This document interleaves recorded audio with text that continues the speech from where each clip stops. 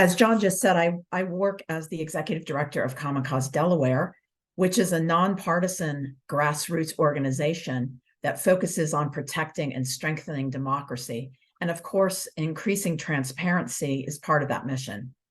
Tonight, I want to talk about the importance of transparency in a state governed by the so-called Delaware Way.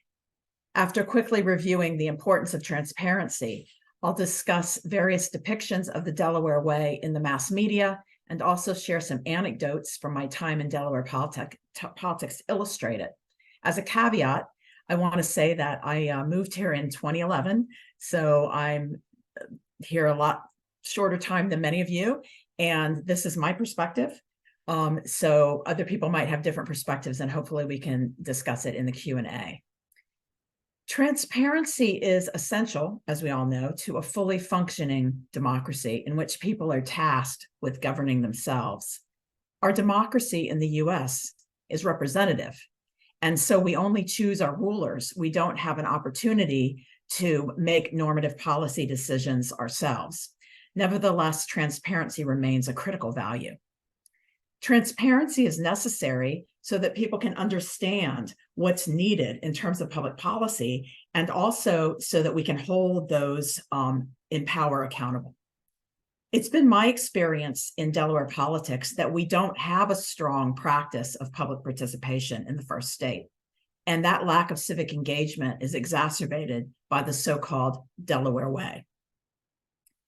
Everybody here knows what I'm talking about, although my people at Common Cause National are like, what's the Delaware Way? Well, what is the Delaware Way? Ben Schreckinger in Politico explains in his article on President Joe Biden that, quote, the most important thing to understand about Joe Biden and Delaware and what it means for who he is this concept of the Delaware Way, which is something that Joe explicitly invoked as a model for Washington. He has said Washington is too acrimonious. The Delaware Way is a much cozier way of conducting politics, a much less adversarial way. It's about bringing people together or being bipartisan, reaching a consensus agreement. In Schreckinger's view, however, the Delaware Way is essentially cronyism.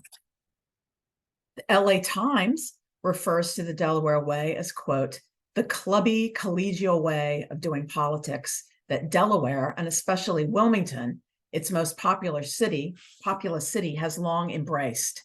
The local political culture even has its own name, the Delaware Way. And Biden, with his unshakable faith that personal relationships prevail over partisanship, is the Delaware Way on steroids, unquote. The News Journal explains it this way, quote, we are so small, the line goes, that we can get all the right people in one room and get things done.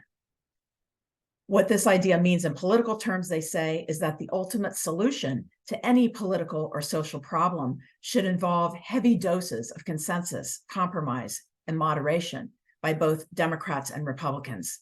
Temperament is valued above ideology, civility above principles, unquote. The News Journal article includes a couple of examples to illustrate how President Biden utilizes Delaware Way. They say that, for example, when Biden has found himself when he tries to form consensus rather than holding firm to his original positions. And the example they give is when he was trying to put restrictions on the invasion of Iraq. As soon as Dick Gephardt, who was the Democratic leader, came out in opposition and the thing collapsed, he went along with it. And he says, POTUS says, I was angry at Gephardt, I was frustrated, but I never second guess another man's political judgment. That turn of phrase is interesting to me because it really illustrates that sort of old-fashioned manly honor that POTUS embraces, and a lot of other people as well. The News Journal also notes that as part of the Delaware Way, the idea that only a small cadre of people are allowed to occupy the top positions of power. Quote, in 1992, for example, then Governor Mike Castle, a moderate Republican, was term limited, out of office, and looking for his next gig. Meanwhile, Democratic Representative Tom Carper, a moderate who was the prototype of a third-way Democrat in the early 90s, was tired of Congress. So the two simply ran for each other's jobs, with neither facing serious opposition. Neither Carper nor Castle has commented on the so-called swap, but it's been widely reported for decades, unquote. So getting back to transparency, I'd like to have a look into the room where that deal was cut. How do you get into the rooms? Well, Chief Justice Norman Vesey says that it's a question of pay to play, which is his definition of the Delaware way. And if the Delaware way is getting all the relevant people in the same room, then the questions become who is relevant and how do they get into the room? Obviously, money provides access, not unique to Delaware, of course, that's the case everywhere. But it does explain some of the resistance to campaign finance reform in the first state. So that is how the Delaware way is portrayed in the media. And now I'd like to share a few anecdotes from my experiences in politics.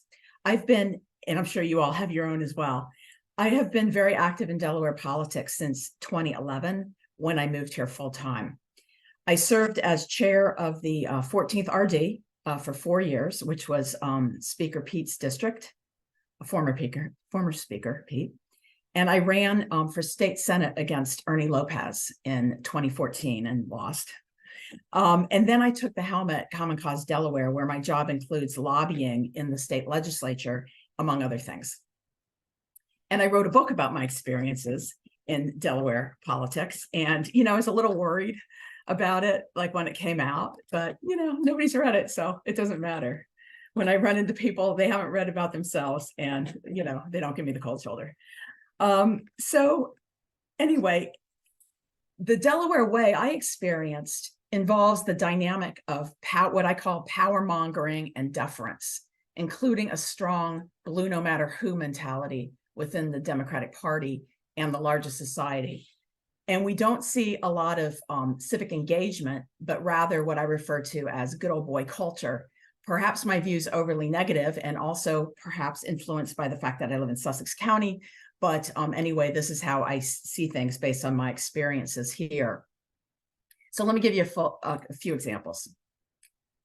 One of the strongest mentalities I've observed is this idea that you should never call out anyone in public, right? Never expose anything, keep it all hush hush, which clearly goes against the mission of organizations like DelCog and Common Cause Delaware. As a political ally puts it, quote, "This is Delaware. You make a phone call. You don't go public. I mean, everyone knows each other, right?" Well, I guess that depends on who you consider a part of the imagined everybody. Another political acquaintance of mine who used to be a high up officer in the Democratic Party used to always say, quote, "We have access, so we don't speak publicly, right? We don't have to resort to things like petitions and letters to the editor because we just meet with our representatives behind closed doors." And of course, if the secret meeting gets nothing, if there's no adequate response, it's imperative then that you remain silent to protect, quote, "our incumbents." Right, because our incumbents are entitled to rule without accountability. In fact, we're not allowed to ask them questions in public forums or see what they're saying in their emails.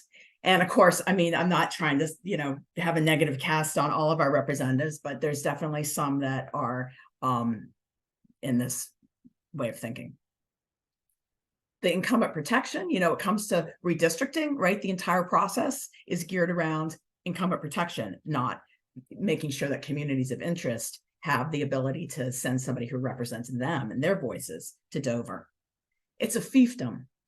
And that's why Vice President Biden once quipped at the Jamboree, "I need a permit from Pete Schwarzkopf just to get into this county."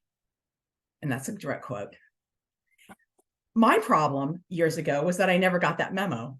And I thought it was normal to try to, engage publicly with your representatives. And I mentioned the former speaker's name in a letter to the editor, asking him to oppose the death penalty. And that, that started off a year of craziness. And he went totally ballistic about that.